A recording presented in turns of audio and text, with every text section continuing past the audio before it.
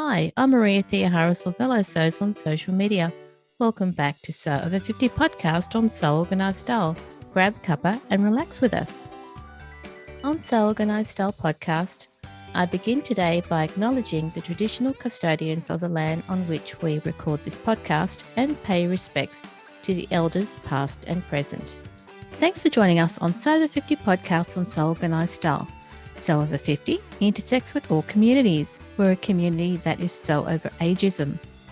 In this episode, Judy talks about her op shopping rules. She's keenly aware of not adding to landfill, but she's also aware that garments that are scarce stay in circulation and don't end up being used in her sewing. Let's listen to this discussion now. Now that, we've talked a bit about your amazing epic dress and the coat, would it be true to say that you gravitate to natural fibres with your fabric choices? It's a bit of an interesting question because the short answer is yes. My preference is for wool and cotton. I love those fibres to work with particularly. But in reality, I'm more influenced by what have I already got in my stash because I have got a lot of fabric. I've been buying fabric for a long time. I sort of feel more drawn to using what I've already got, even if it's a synthetic, because that fabric already exists. It's not creating demand for more overproduction of resources in the world. This resource is already here. Yep. My first choice is always, what have I already got? If I am buying fabric for a project, which is quite rare, then yes, I would go for natural if I can. And there is not a lot of fabric shopping in Dunedin, New Zealand. We do have a fabric store, which is like, wow, little old Dunedin's got that, and that is the best place to buy fabric in town. I do so much upcycling. I mean, my thing is men's dress pants because they are very readily available, and I don't feel like I'm depriving anybody if I take them. If I'm going looking, I go looking for wool, and I go and I read all of the labels, and if it's wool, then I'm very likely to grab it. When I'm specifically looking for trousers to upcycle, definitely wool.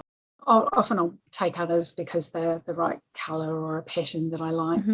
But the men's pants, there's loads of them. There's always loads of them. I don't want to take, in particular, plus size. It's like I don't take those to upcycle because there aren't enough of them in circulation anyway. So I'm not going to deprive anybody who could wear this of this garment. But anything that is damaged, it's fair game. If it's not wearable in its current condition, let me give it a new life. Great. Slight tangent here on the buying to upcycle with buying plus size clothes, because that was something that hadn't really occurred to me. I tended not to take women's wear for upcycling because I just felt there was more demand for it. And the men's dress pants, there were always more in every shape, size and colour you could imagine. And those were the ones that ended up on the clearance racks and the op shops that I'd go to. So I'd take those because I didn't feel guilty about taking something that was on clearance and it was going to landfill if I didn't buy it. And then I heard other people talking about not taking large size garments for upcycling because people who need them then can't access them. And I thought, okay, that's something I hadn't thought of, but it became an absolute rule for me now. Don't take those clothes. Other people will buy them as is and wear them. Whereas if I take it and cut it up and don't use it, then I'm creating waste, and that goes against my philosophy. Let's step back again. Judy, you go out to the op shops. What guidelines do you have in mind? The first place I look when I go to an op shop is the clearance rack, because anything on the clearance rack is headed for landfill if nobody buys it. So I don't feel that leaving it there is necessarily a good thing. So if it's on the clearance rack or it's damaged and not going to be used as is, it's fair game. But that aside, when I go into the shop and I'm having a look around, I will buy clothes for myself that I will wear either with very minor alterations or as is, because then it could be reused by someone else as an existing garment if I decided I didn't want it. Yep. If I'm going to cut it up and completely render it unusable in its current form, then the first thing has to be that I'm not depriving someone else of a wearable garment.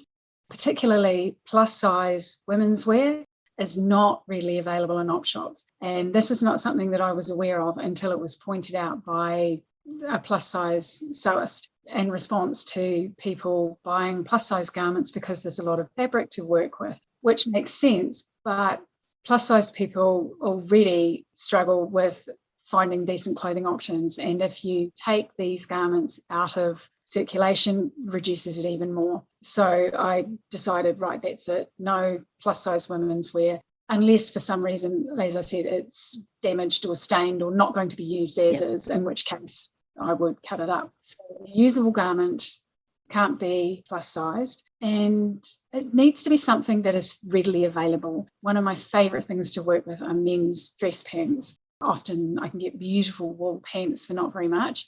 And I kind of gravitated to those because I liked the fabrics, and they often turned up on the clearance rack. So I felt no guilt at taking them.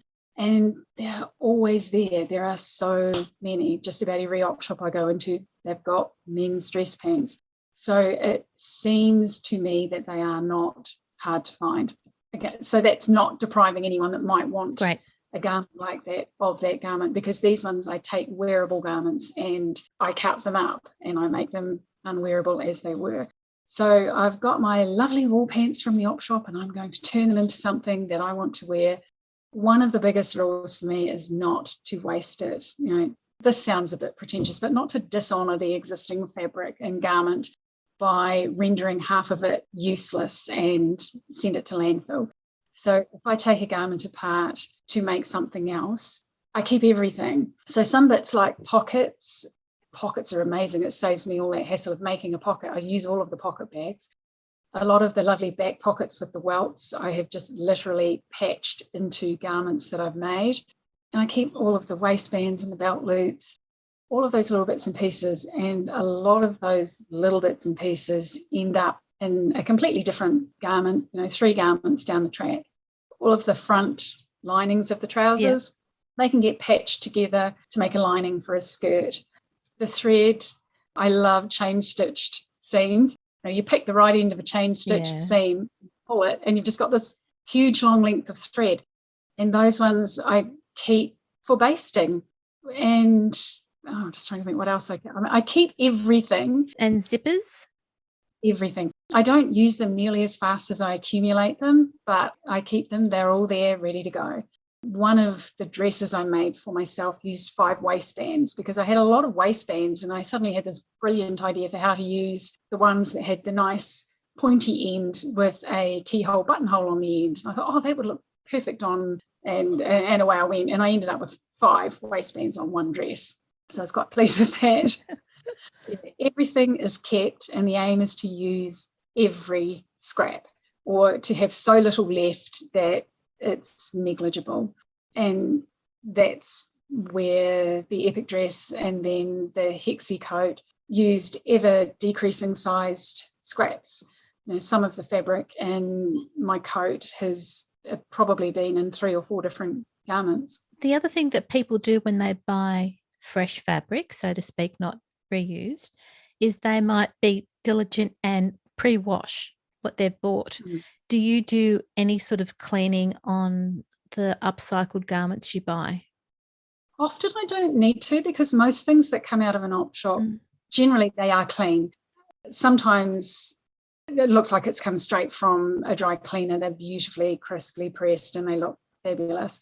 Generally speaking, they look clean. If I'm in any doubt, it goes in the washing machine, because every garment I own goes in the washing machine, wool or not. Dress pants, well, I don't have to keep the crease in it. It can go straight in the machine and they're fine. Because of what I choose, I usually don't need to, but there are most definitely cases when, yes, that garment is going in the machine before I go anywhere near it. But most things that go to op shops are at least clean. You know how knees get bagged? Yes. You think, that's been worn since it was last cleaned. It's like, in the machine. Okay. Even if it looks clean. So yes, pre-washing still. Pre-washing. Are there any other hints and tips you would like listeners to think about when they're upcycling clothes from op shops? the biggest thing is to think past what you see on the rack. I mean, I go in and I look at trousers and I see amazing dresses. I think looking for inspiration with other people who upcycle or looking on Pinterest or those sorts of things to see what people do is a good place to start. But I sort of feel a better place to start is to look at your wardrobe, what you like to wear, and what clothes you would like to have or a project you would like to do, and then look at potential upcycling garments that you're potentially going to upcycle. Look at them as fabric rather than what they already are.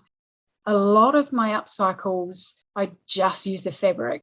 Like waistbands, I used as waistbands, and pockets I use as pockets, and belt loops I kept intact. But a lot of the time I pretty much unpack the garment and use it as fabric.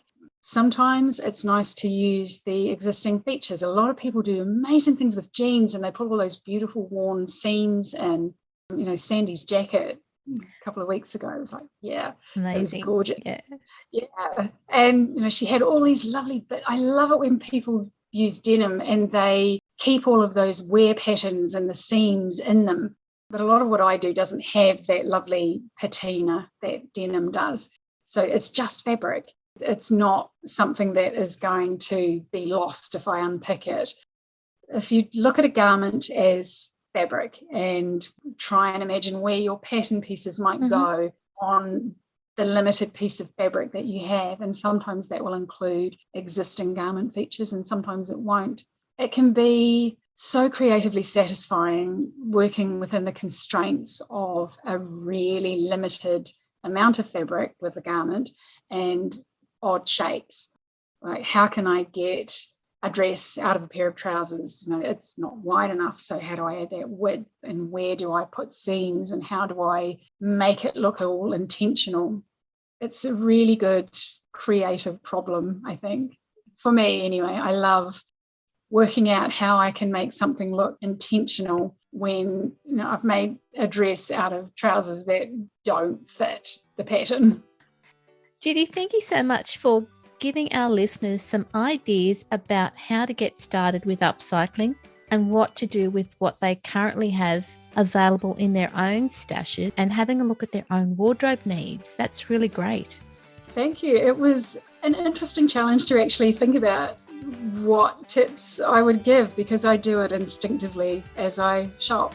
But I hope it inspires a few people to go out there and give it a go. Give it a go. It's just fabric. If it goes wrong, try again. Exactly. And thanks again for being on the podcast, Judy. Thank you for having me. It's been a lot of fun. Thank you, Judy. Listeners, remember to direct message Sew50 on Instagram to be a volunteer guest editor. This episode for Sew50 podcast on Sew Organised Style was produced by me, Maria Theoharis, with permission of Judy, sound by bensound.com. You can subscribe to Sew Organised Style podcast, but with an S, not a Z, on all good podcast apps. Make sure you go back and listen to our free Sew50 podcast archive, and if you can, consider supporting the production of this podcast on Patreon.